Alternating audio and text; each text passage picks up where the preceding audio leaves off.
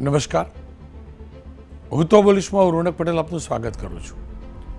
હું તો બોલીશના જે સતત 1640મો એપિસોડ અને 1640મા એપિસોડના 3 મુદ્દા છે. પહેલો મુદ્દો છે દશેરા એ ટેસ્ટ, દિવાળી એ રિઝલ્ટ. કોનો ટેસ્ટ દશેરાની આસપાસ થાય છે અને કોનું રિઝલ્ટ દશેરા આવે છે ને, બહુ રસપ્રદ મુદ્દો છે. બીજો મુદ્દો છે નકલીનું દહન ક્યારે. આપણા ત્યાં અધિકારીઓ અને સરકારી કર્મચારીઓમાં એવો ફરજીવાળો શરૂ થયો છે નકલીનો, જેના કારણે અસલીને હેરાન થવું પડે છે. કેવી રીતે અસલી અધિકારીઓ હેરાન થયા એ આજે ચર્ચા કરીશું અને જોઈશું. અને ત્રીજો મુદ્દો છે નર્મદે સર્વદે. આપણી એ જીવાદોરી ગુજરાતની, જેની ઉપર આવેલો સરદાર સરોવર ડેમ 100% ભરાઈ ચૂક્યો છે. આખા વર્ષ ચાલે તેટલું પાણીનો સંગ્રહ થઈ ચૂક્યો છે. એના વિશે જાણકારી મેળવવી છે. પણ શરૂઆત કરીએ દશેરા એ ટેસ્ટ, દિવાળી એ રિઝલ્ટ.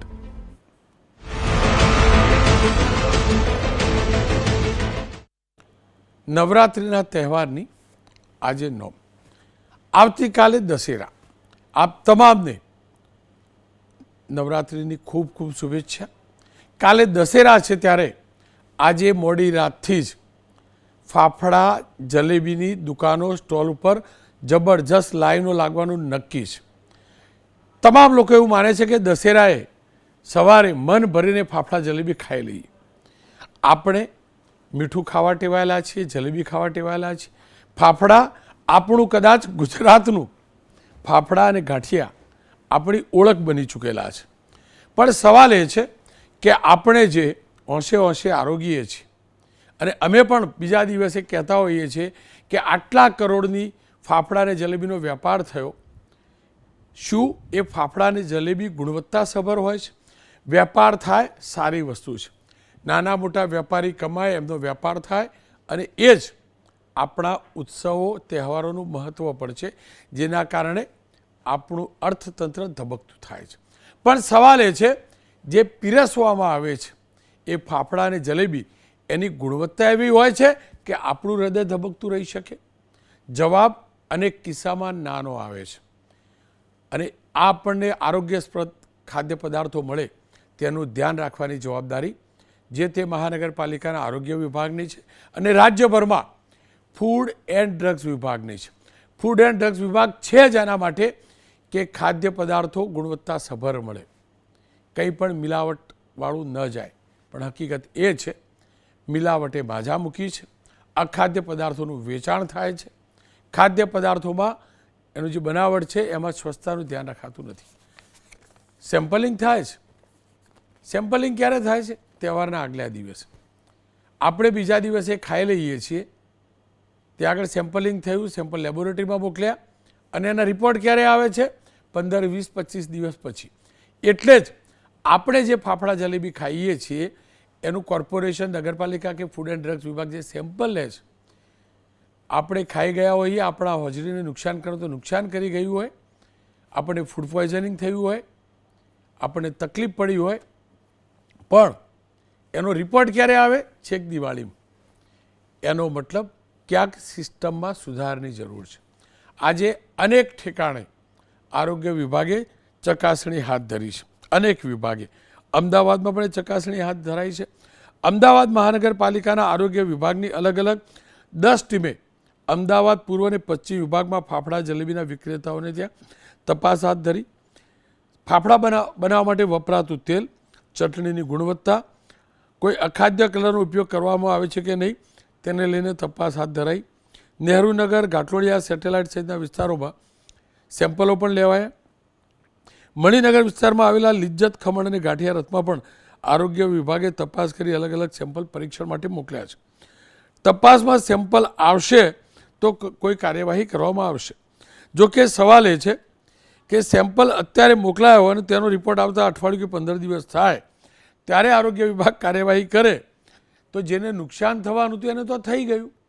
તો સિસ્ટમ અમદાવાદ જેવા મહાનગરપાલિકા પાસે એવી કેમ ન હોઈ શકે કે તુરંત નિર્ણય લઈ શકાય કે આ ખાદ્ય છે કે અખાદ્ય? કેમ ન હોઈ શકે? આ એક મશીન ચોક્કસ છે તેલની ગુણવત્તા, એટલે કે તેલ કેટલી વાર વપરાયું એ ચેક કરવાનું. પણ આપણે તમામ લોકો જાણીએ છીએ અનેક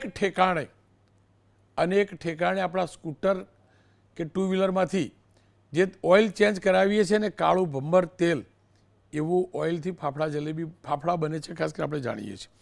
કાલુપુર વિસ્તારમાં આવેલા અલગ અલગ 6 એકમોમાં આરોગ્ય વિભાગે તપાસ હાથ ધરી.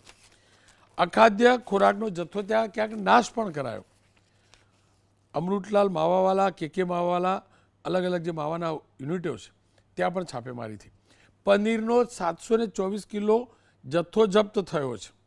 જપ્ત થયો એ સારી વાત છે કે આગળ વેચાતો બંધ થયો. સાથે માવા અને પનીરના સેમ્પલને પરીક્ષણ માટે લેબોરેટરીમાં મુકાયા છે. હવે સવાલ એ છે કે આ જથ્થો જપ્ત થયો, સેમ્પલ કદાચ નેગેટિવ આવ્યા તો પેલા વેપારીને નુકસાન થયું એ પણ તો જોવું જોઈએ.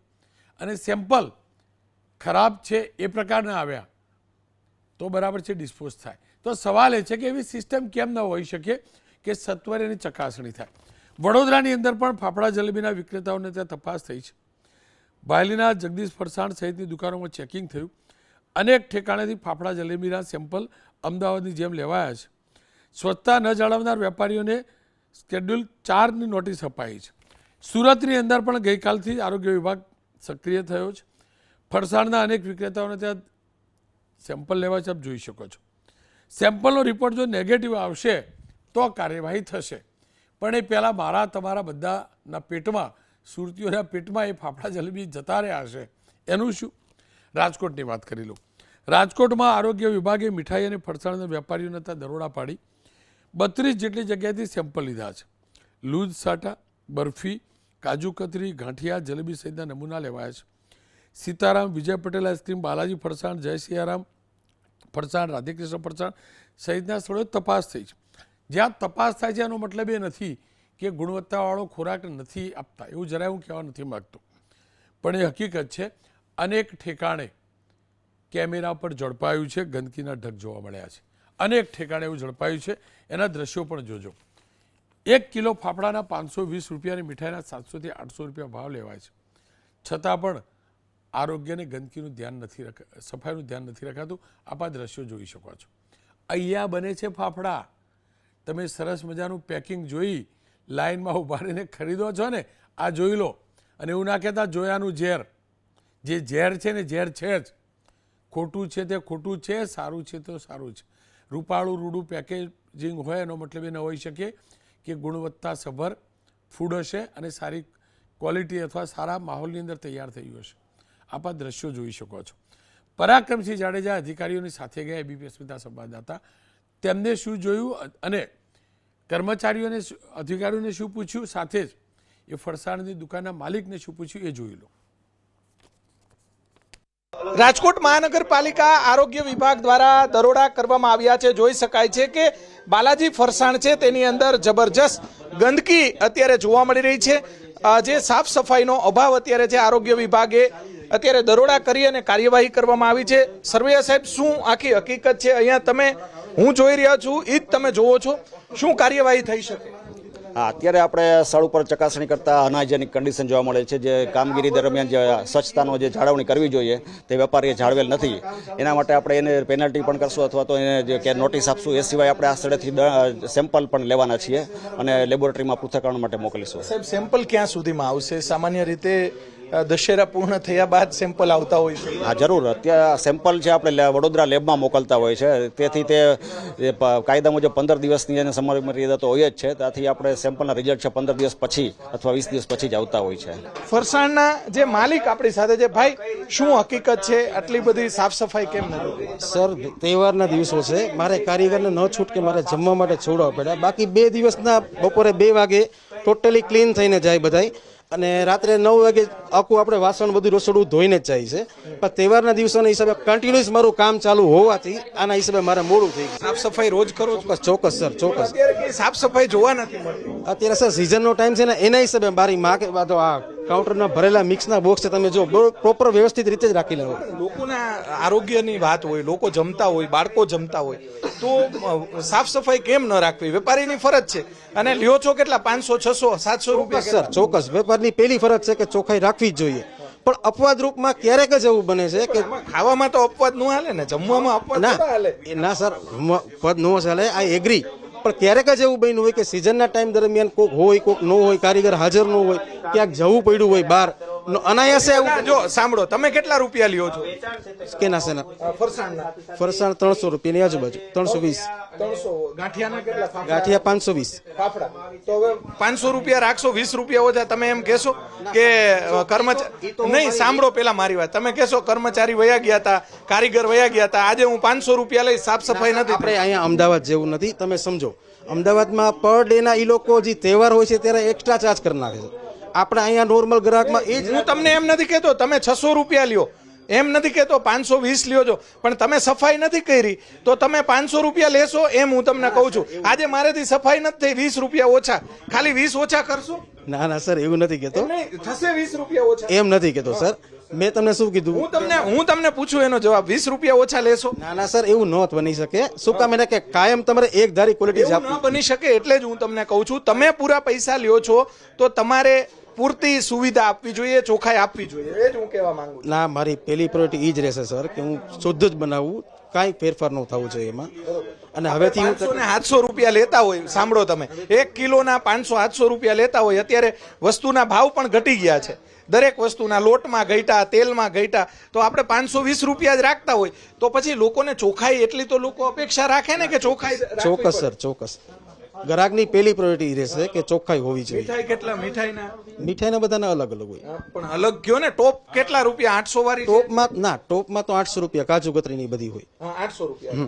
ચાલુ ક્યાંથી થાય? 800 થી સ્ટાર્ટિંગ ક્યાંથી થાય?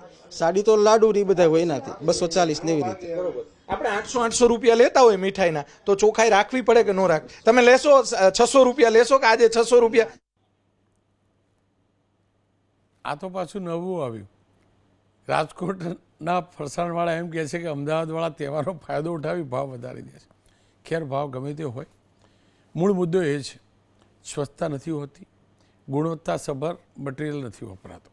25-50 રૂપિયા વધુ હોઈ શકે, કોઈને કોઈ તકલીફ ન હોઈ શકે. 500 ગ્રામ લેતો હશે માણસ, 400 ગ્રામથી કામ ચલાવશે. પણ આવું કેમ? સાથે સવાલ ફૂડ એન્ડ ડ્રગ્સ વિભાગ ઉપર હતો જ છે અને રહેશે. મારો મુદ્દો પણ એ છે, અમે ફૂડ એન્ડ ડ્રગ્સ વિભાગના અધિકારીને જોડવા માટે સંપર્ક કરેલો. મારી એબીપી અસ્મિતાની ટીમ તરફથી ફૂડ એન્ડ ડ્રગ્સ વિભાગના કમિશનરને ફોન કરવામાં આવ્યો. કમિશનર મેડમે વાત કરી એમના આસિસ્ટન્ટ કમિશનર સાથે. આસિસ્ટન્ટ કમિશનરે હા પાડી કે હા, તમારા જવાબ અમે આપીશું. 6:30 વાગ્યાની આસપાસ ના પાડી દીધી. મેં જ્યારે જવાબ સવાલ મંગાવ્યા, લખીને મોકલાવ્યા, ત્યારે એમને શરમ આવી ગઈ. એમને ના પાડી દીધી કે ના, અમે નહીં બેસીએ, તમારા ડેટા જોતો તો આપો. તમે જવાબદેહ છો કમિશનર મેડમ, તમારી જવાબદારી છે, અને તમે જવાબ નથી આપતા તો એ તમારા મનમાં પાપ છે. અમારી ફરજ છે તમને પૂછવાની. અને મારા ગુજરાતમાં કયા પ્રકારના આરોગ્ય સચવાય છે ને કેવા ફૂડ વેચાય છે ને અમે જાણીએ છીએ. એટલે મહેરબાની કરીને જવાબથી ભાગતા નહીં. એક વાર નહીં 100 વાર પૂછીશું. તમારો વિભાગ છે એના માટે. તમારો વિભાગ આટલા વર્ષોથી સમૃદ્ધ ગુજરાતની અંદર એવી ટેકનોલોજી નથી વસાવી શકતો કે તુરંત રિપોર્ટ મેળવી શકાય. માણસ બીમાર પડશે ખાઈને, 15 દિવસ પછી રિપોર્ટ આવશે, પછી તમે સીલિંગ કરવા જશો અને એને પેનલ્ટી ઠોકશો. વાહ, તમે જવાબથી ભાગશો બેન. તમે તમારા કામથી ભાગશો ને તો અમે બતાવીશું, દર્શાવીશું ગુજરાતમાં મિલાવટખોરી કઈ હદ સુધી છે. ખેર, મારી ફરજ તે વિભાગને પૂછવાની. એ વિભાગ તરફથી કોઈ પ્રતિક્રિયા આવી નથી, કોઈ પ્રતિક્રિયા આવી નથી. એ સરકાર જાણે, એ વિભાગ જાણે કે એમને સાચી જાણકારી લોકો સુધી પહોંચાડવામાં રસ છે કે નહીં. વાત હવે કરી લો મંદીભાઈ સાથે, ડૉક્ટર શમીરભાઈ ગામી સાથે. મંદીભાઈ, આપનાથી શરૂઆત કરવા માગીશ. ઇસ્કોન ગાંઠિયા માટે પ્રખ્યાત છે. ફાફડાનું વેચાણ તમે બંધ કરી દીધું, પણ મારો સવાલ એ છે કેમ ગુણવત્તા સાથે છેડછાડ કરવામાં આવે છે? કારણ શું? રોનકભાઈ, તમે બહુ સારો પ્રશ્ન કર્યો. અમે 2020થી ફાફડાનું વેચાણ દશેરા ઉપર 4 દિવસ બંધ કરી દઈએ છીએ ટોટલી. એનું કારણ ક્વોલિટી મેન્ટેન નથી થતી, અને લોકોના હેલ્થ પ્રત્યે આપણે સત્તા દીધી છે કે લોકોને પૈસા આપીને આપણી ત્યાંથી વસ્તુ લઈ જાય છે, અને ક્વોલિટીમાં જો આપણે 19-20 કરી તો એ આપણા માટે અને ઉપર અમને એક ડર હોય ભગવાનનો કે ભગવાન તો ઉપર જોવે ને, એટલે આપણે તો ફાફડા વેચતા જ નથી. દશેરા ઉપર 5 દિવસ બંધ કરી દઈએ છીએ, બાકીના 360 દિવસ આપણા ફાફડા ચાલુ હોય. મને એટલું કહો, ઓકે. કોઈક વ્યક્તિ ફાફડાનું ઉત્પાદન કરતા હોય, વેચતા હોય, જો સ્વચ્છતાનું ધ્યાન રાખે તો એનું કોસ્ટિંગ કેટલું વધે? બહુ કાંઈ ફેર ના પડે, નોમિનલ ફેર પડે. તમારી પાસે ટીમ તો હોય જ. સપોઝ કે દિવસમાં તમે 15 જણા છે, એની જગ્યાએ 17 જણા કે 18 જણા જોઈ, એનાથી વધારે ભાઈ ફેર ના પડે. તો કેમ આવું કરતા હશે લોકો? હવે આનો જવાબ તો આપણે તો બધું ચોખ્ખું રાખી, પણ અમુક ને ભગવાનનો ડર ના હોય કે જે પણ તમે ગણો એ. જો તેલ ક્રૂડ ઓઇલ હોય ને એવું તેલ, એની અંદર વારંવાર તળ્યા જવાનું મેં જોયું છે. હું ફરીથી કહું છું, ઉંદર નહીં શ્વાન ખાતા હોય ને એવા દ્રશ્યો મેં જોયા છે. મેં ગઈ વખતે વિડીયો બનાવવાનો પ્રયાસ કરેલો, પણ ભીડ બહુ હતી એટલે હું વિડીયો નહીં બનાવેલો. આટલા લાપરવાહ ફરસાણવાળા કેમ હોઈ શકે? કેમ હોઈ શકે? જો તમારે તમારો ધંધાને વિકાસ તરફ લઈ જવો હોય, ભગવાનનો થોડોક ડર રાખવો હોય, પબ્લિકને સારું ખવડાવવું હોય, તો તમારે ક્યારેક તમારા કિચન અને કિચનની અંદર પાછળ જે સ્ટોર રૂમ હોય એમાં એક સેટ તરીકે તમારી ફરજ છે કે સવારે તમારે ધંધા ઉપર આવો ત્યારે કાયમ પહેલી નજર તમારી ત્યાં આવવી જોઈએ. જો આ સ્ટોર રૂમથી ચાલુ કરશે તો આ કાંઈ વસ્તુ અનહાઇજેનિક કન્ડિશન કે હેલ્થને થોડીક તકલીફ પડે એવું કાંઈ તમને અંદરથી ના મળે. એ શેઠની ફરજ છે. એ વસ્તુનું બધું જો કેર રાખે, જેટલા પણ મીઠાઈ બનાવતા હોય કે અમારા જેવા ફરસાણ બનાવતા હોય, તો આ કાંઈ પ્રોબ્લેમ ના આવે. મંદીપભાઈ, જો પેકિંગ દશેરા ઉપર અદ્ભુત પેકિંગ આવવા લાગે, અદ્ભુત. પ્લાસ્ટિકના બોક્સની અંદર એરટાઇટ પેક, બોક્સની અંદર પેક. જે પણ ફરસાણવાળા છે, આપનું આકલન છે શું? પેકિંગમાં જેટલું ધ્યાન આપે છે એટલું ગુણવત્તામાં ધ્યાન આપે છે ખરા? છે અમુક વેપારીઓ બહુ સારા છે જે ધ્યાન રાખતા હોય, અમુક થોડુંક બેફિકર રહી જતા હોય એની ક્વોલિટીમાં કે આ પેકિંગમાં કે પાછળનું કિચનની જે જોવાની હોય. મેન રોનકભાઈ, જે પણ પ્રોડક્ટ બને છે એ કિચનમાં ને સ્ટોર રૂમમાં બને છે. ખાસ તો એની જ સાફ સફાઈ રાખવાની હોય, જે FSSAના નોર્મ્સ મુજબની અમારી જે કામગીરી કરવાની હોય, અથવા અમારા માણસોને અમારે સ્પેશિયલી ઇન્સ્ટ્રક્શન દેવાના હોય કે ભાઈ તમે સવારે ડ્યુટી ઉપર આવો ત્યારે આ વસ્તુ ચેક કરો અને એટલી વસ્તુનું ધ્યાન રાખવું પડે. આ બધું જો કરતા થઈ જાય ધીમે ધીમે, પબ્લિકમાં અવેરનેસ થોડીક આવે અને થોડીક જે લોકો પણ આવા ફરસાણ કે મીઠાઈ બનાવે એના સેટમાં અવેરનેસ આવે, તો એ અવેરનેસ આવે તો એ એના ટીમને કહી શકે, એના એમ્પ્લોયઝને કહી શકે કે ભાઈ તમે એટલી વસ્તુનું ધ્યાન રાખજો. મેઇન પ્રશ્ન રોનકભાઈ અવેરનેસનો છે. તમે અમારે કોઈ પણ બ્રાન્ચે જાઓ તો અમારું કિચન 100% તમને કસ્ટમર તરીકે દેખાય. પણ હવે વાત રહી પાછળના સ્ટોર રૂમની. સ્ટોર રૂમમાં ક્યારેય કોઈ પણ જાતું ના હોય, તો સ્ટોર રૂમ સાફ સફાઈ રાખવાની જવાબદારી મારી આવે. પછી હું કોઈ વ્યક્તિ આવે અને હું કોઈ બાનાબાજી કાઢું કે ભાઈ મારી પાસે ટીમ નથી, અથવા ગરાગી વધારે છે, અથવા તો ગમે એ કંઈક બાત, તો એ વસ્તુ વ્યાજબી ના કહેવાય. આ ખાવાની વસ્તુ છે. ખાવાની વસ્તુનો તમે ધંધો કરો એટલે જીવતા બમ ઉપર જ બેઠા હો, ગમે ત્યારે બ્લાસ્ટ થઈ જાય અને પબ્લિકને શું થાય ખાધા પછી એનું અમને ખબર જ હોય. એટલે અમે દરેક વસ્તુની એવી કેર રાખી છીએ. અને રોનકભાઈ, તમારા એબી પાસ અસ્મિતા વ્યક્તિ હું કહેવા માગું છું કે દરેક વ્યક્તિને જે પણ ધંધો કરે છે, ખાણીપીણી લાઈનમાં છે, એને આ વસ્તુનું ધ્યાન રાખવું પડશે. એક છેલ્લો સવાલ, શું કારણ હલકી ગુણવત્તાવાળું મટીરિયલ લોકો ખરીદે છે? તેલ વારંવાર ઉપયોગ કરવો, હલકી ગુણવત્તાવાળું લેવું, આટો પણ એ પ્રકારનો લેવો. એટલું જ નહીં, રાજકોટમાં તો જોવા પણ મળેલું કે ખાવાના સોડાની જગ્યાએ ઇન્ડસ્ટ્રીયલ સોડા વપરાતા હોય. કેમ આવું કરે છે? લોકો પૈસા ખર્ચતા નથી એટલે આવું કરે છે કે પછી નફાખોરીની લાલચમાં લોકો આવું કરે? જે પણ લોકો કરતા હોય, અમુક લોકો એવા હોય, પણ એવું તો નથી જ કે લોકો પૈસા નથી બગાડતા. તમે જેટલા માગો એટલા પૈસા આપે છે. અને દાખલા તરીકે 500 રૂપિયા તમે ફાફડાના લ્યો, 750 લ્યો, 1000 લ્યો, ક્યાં કોઈ પૂછે જ છે? તો આવું નફાખોરી માટે કરતા હોય તો એ ગેરવ્યાજબી છે. અને આ વસ્તુ ખરેખર થવી ના જોઈએ. તમારે ક્વોલિટીમાં તો ક્વોલિટીવાળું કામ તો કરવું જ જોઈએ. મારા ગાંઠિયા કિચનની અંદર બને, પબ્લિકને ખબર નથી બેસન કયું વપરાણું, તેલ કયું વપરાણું, બરાબર, ચટણી પપૈયુંથી લઈને મરી મસાલા અંદર જે પણ આવતા હોય એમાં મારે જો હું ISI માર્કાવાળા અને ગુણવત્તાપૂર્વકવાળા ના વાપરું તો પબ્લિકને ખબર નથી, પણ એ લાંબો સમય નહીં હાલે ને, બરાબર. એટલે નફો વસ્તુ એક બાજુ છે, પણ થોડોક ભગવાનનો ડર હોવો જોઈએ. હું તો તમારા માધ્યમથી આ ત્રીજી વખત કહું છું કે ભાઈ ચોખ્ખું ખવડાવો, સારું ખવડાવો, ભલે પૈસા કસ્ટમર આપે જ છે, એની હારે કોઈને નિસ્બત નથી. મનદીપભાઈ, આપે સફાઈ ફાળવ્યો, આપનો ખૂબ ખૂબ આભાર. ખેર, ડૉક્ટર સમીર ગામી સાથે વાત કરી લઉં. ડૉક્ટર સાહેબ, તમને શોખ હશે ફાફડા જલેબીનો, અને મારા તેઓ પણ એવું છે. મને હજી નથી મને ખબર કે દશેરા જ કે ફાફડા જલેબી યાદ આવે, પણ કેટલું ખતરનાક છે, કેટલું ખતરનાક છે લાઇનમાં ઊભા રહેવાનું.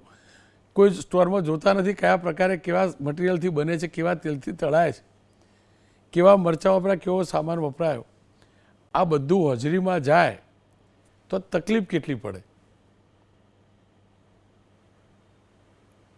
નમસ્કાર, તમને સૌપ્રથમ 1640માં એપિસોડમાં હું તમારા માધ્યમથી એવું કહીશ કે આમાં જેમ સિસ્ટમનો ભાગ છે, જેમ મનદીપભાઈએ કીધું એમ કે અમુક નફાખોરી કે જે પણ કારણોથી કરતા હોય એમનો ભાગ છે. સાથે સાથે હું કદાચ મારી જાતને ડૉક્ટર તરીકે ભૂલી જાઉં તો એઝ અ પબ્લિક પણ મારે પણ થોડું ધ્યાન રાખવું જોઈએ. આનું નુકસાન ઘણું બધું છે. ઇમિડિયેટ નુકસાન પણ છે અને લાંબે ગાળે નુકસાન પણ છે. ઇમિડિયેટ નુકસાનમાં જ્યારે કોઈ ભેળસેળવાળી વસ્તુ આપણા શરીરમાં જાય કે કોઈ વાસી વસ્તુ, જેમ કે દશેરાએ બહુ ભીડ થવાની છે, 2 દિવસ પહેલાં સંભારો સુધારી રાખ્યો કે 2 દિવસ પહેલાં મરચાં તળી રાખ્યા અને આગલા દિવસે રાત્રે ફાફડા તળીને બીજા દિવસે સાંજ સુધી આપણે વેચીએ, તો આ બધો જે વાસી ખોરાક જે થવાનો છે એને કારણે તકલીફ થવાની છે. કારણ કે આને કોઈ આપણે સ્ટરિલાઇઝેશનથી પેક નથી કરતા. ફાફડા બની ગયા પછી એ ખુલ્લામાં અથવા કોઈ ડબ્બામાં હોય છે, મરચાં તળેલા કે સંભારો, આ બધાને કારણે એલર્જી થવાની તકલીફ, બધાને કારણે ફૂડ પોઈઝનિંગ થવાની તકલીફ ઘણી વધારે હોય છે. કદાચ ભગવાને ભારતના લોકોનું પાચનતંત્ર સારું બનાવ્યું છે, પણ છતાં પણ ઘણા લોકોને ફૂડ પોઈઝનિંગ એટલે કે એકદમ ઝાડા થવા, ઉલટી થવી, પેટમાં દુખાવો થવો, એ બધી વસ્તુ તાત્કાલિક થવાની શક્યતાઓ હોય છે. જે લોકોને ઓલરેડી બીજી કોઈ બીમારી હોય એ લોકોમાં વધારે થાય છે. પ્લસ આ બધી વસ્તુનું લાંબા ગાળે નુકસાન પણ ઘણા વધારે છે. જેટલી વખત તેલ વધારે તળાય એટલી વખત સેચ્યુરેટેડ ફેટી એસિડ તમારા ફૂડમાં વધારે આવે. આ સેચ્યુરેટેડ ફેટી એસિડ જે તમને જીભને એકદમ તડકોને એકદમ આમ સ્વાદ આપે ને, એ જ ફેટી એસિડ તમારા હૃદયની ધમનીઓમાં જમા થાય. અને જેમ જેમ દશેરા આવે, નવરાત્રિઓમાં પણ હવે તો એટલું ફરસાણ થાય છે, દિવાળીના ટાઈમમાં ફરીથી ફરસાણ, સુરતમાં હમણાં ચંદી પડવો આવશે એટલે ઘારી અને ભૂસું, આ બધું જ ધીમે ધીમે ધમનીઓમાં વધતું જાય છે, ચરબીનું પ્રમાણ વધતું જાય છે. અને આપણી આની પહેલાં ઘણું ડિસ્કશન કર્યું છે કે હાર્ટ એટેકનું પ્રમાણ કેમ વધી રહ્યું છે. બ્રાઉન હાર્ટ એટલે કે એશિયન હાર્ટમાં હાર્ટ એટેકનું પ્રમાણ ઘણું વધી રહ્યું છે, જેનું એક મુખ્ય કારણ આપણો આહાર છે. આહારમાં જેટલું તળેલો ખોરાક વધતો જાય, જેટલો ખોરાક વાસી ખોરાક એટલે કે જૂનો બનેલો ખોરાક, પ્રોસેસ ફૂડ આપણે જે કહીએ કે જેટલું પ્રોસેસ ફૂડ વધતું જાય એ આપણી હાર્ટને નુકસાન કરે છે, આપણી ધમનીઓને નુકસાન કરે છે. હાર્ટ સિવાય શરીરને બીજી બધી જ લોહી વાહિનીઓને નુકસાન કરે છે. અને ડાયાબિટીસ અને બ્લડ પ્રેશરમાં આપણે કદાચ વિશ્વમાં સૌથી પ્રથમ નંબરે ટૂંક સમયમાં જ થઈ જશું. આનો એક મહત્ત્વનો પિલર છે આપણો આહાર અને બીજો છે આપણો વ્યાયામ, કે જે વ્યાયામ ઘટતો જાય છે. તમે કીધું એમ લાઇનમાં ઊભું રહેવાનું, કાલે તો સ્વિગી જ કરશે લોકો લાઇનમાં પણ નહીં ઊભા રહે, એટલો પરસેવો પણ નહીં પાડે અને સ્વિગીમાં ખાશે. એટલે વ્યાયામ ઓછો અને આહાર વધારે, અસ્વસ્થ આહાર વધારે, વાસી આહાર વધારે અને તળેલો આહાર વધારે. તો આ બધું નુકસાન ઇમિડિયેટ જ્યારે એ ભેળસેળવાળું હોય, જ્યારે એમાં કોઈ મિલાવટ કરેલી હોય ત્યારે વધવાનું છે ઇમિડિયેટ, અને લોંગ ટર્મમાં પણ આ બધી વસ્તુ શરીરને નડે છે. ગામી સાહેબ, આપણે સાચું કહ્યું કે લોકો પરસેવો નહીં પાડે સીગી કરી દેશે, પણ એ ભૂલી જાય છે પેલું બનાવવાવાળાનો પરસેવો બધો અંદર જ પડતો હોય, એમની બીજી કોઈ વ્યવસ્થા નથી હોતી. બનાવવાળાનો પરસેવો અંદર પડતો હોય અને હસે ખાતા હોય. હું કોઈનો ટેસ્ટ બગાડવા માંગતો નથી. તમારો જે ક્વેશ્ચન છે ને કે દશેરાએ જ શું કામ, જી. અને હું એક બીજું આપના માધ્યમથી કહીશ, કદાચ તમે મારા કરતાં વધારે અવાજ ઉપાડી શકો, કે મારી ઇન્ડસ્ટ્રીમાં કે કોઈ પણ ઇન્ડસ્ટ્રીમાં રેગ્યુલર લાઇસન્સિંગ ચેક થાય છે, ફાયર એનઓસી ચેક થાય છે, ઘણા બધા એનઓસી ચેક થાય છે. તો આપણે એવી પહેલ કેમ ના કરીએ બધા પબ્લિક અને સરકાર અને મીડિયા સાથે મળીને, કે જે વસ્તુ આપણા શરીરમાં આપણે નાખીએ છીએ એનું પણ એક રેગ્યુલર ચેકિંગ સિસ્ટમ હોવી જોઈએ. તમે કીધું એમ કે દર દશેરાએ આપણે કહીએ ને દશેરાએ ઘોડો નહીં દોડે એમ, તો આ ઘોડા દશેરાએ જ શું કામ દોડે ચેકિંગના? આપણે દર 2 મહિને કરીએ, દર 3 મહિને કરીએ ને. મનદીપભાઈએ કીધું એમ કે ભાઈ એને પોતાનું રસોડું દરરોજ ચેક કરવાનું છે. સરકારશ્રી દર 3 મહિને કરે અને પબ્લિક તો જ્યારે જાય ત્યારે કરે. એ આપણો હક પણ છે અને ફરજ પણ છે પૂછવાનું કે ભાઈ આ બરાબર બનાવ્યું છે ને. જી, પણ આપણે આંધળુકી દોડ મૂકીએ કે ભાઈ આજે આને ઇન્સ્ટાગ્રામમાં સ્ટોરી મૂકી ફાફડાની સવારે 6:30 વાગે અને મારે કેમ 7:15 જ થયા છે હજી મને ફાફડા મળ્યા નથી, તો પછી આપણે આખા દેશને ને આપણી સ્વસ્થ આપણી જે હેલ્થ સિસ્ટમ છે ને કંઈક અલગ બાજુ જ રહી જઈ રહ્યા છીએ. ડૉક્ટર આપનો ખૂબ ખૂબ આભાર. ખેર રાકેશ ગામિતજી જોડાયા છે, ફૂડ સેફ્ટી ઓફિસર અમદાવાદથી. ગામિત સાહેબ, ફાફડા જલેબીની લાઈનો રાતે 12 વાગ્યાથી લાગશે. મારો સવાલ સીધો સાદો એ છે, આપણે સેમ્પલ તો લઈએ છીએ, હું નથી કહેતો કે વિભાગ આરોગ્ય વિભાગ નથી દોડતું, દોડે છે અને દોડે છે તો જ અમારી જોડે વિઝ્યુઅલ આવે છે.